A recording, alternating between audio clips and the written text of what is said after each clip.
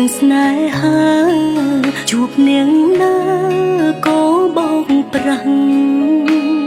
ខ្ញុំឈឺខ្លាំងពីបាត់ទ្រាំណាស់ពេលជួបអ្នកថ្មីនោះគេនៅតែបោកដោដែលខ្ញុំស្រឡាញ់អ្នកណាស្រឡាញ់អស់ពីចិត្តអស់ពីពោះទៅហើយមិនដែលគិតទេថាថ្ងៃក្រោយពេលដែលគេក្បត់ហើយខ្ញុំឈឺយ៉ាងម៉េចវិញ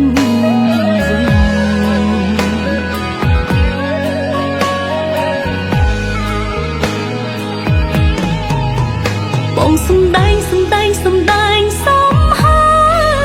យខ្ញុំអើយមិនដឹងខ្យល់អីគេលួចឆាតលួចជួបគ្នាច្រើនខែថ្ងៃតែខ្ញុំមិនដឹងអ្វីសោះ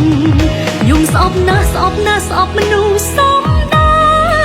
ងគេចេះលួងគេចេះបោកចេះកាយយើងមនុស្សស្មងមិនដឹងខ្យល់អីទើបគេបំភ្លៃបានតាមចិត្តកើតមកជាមនុស្សស្មងមានតែការឈឺចាប់បើគេបោកដល់ថ្ងៃ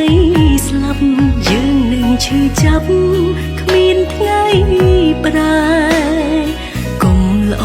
ដាក់គេពេកចិត្តគេមិនដូចចិត្តយើងទេគួរទុកពេលមើលថែ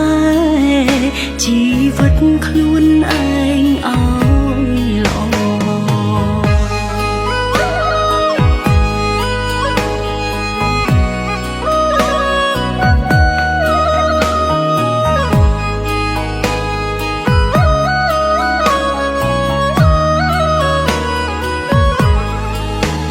បងសំដែង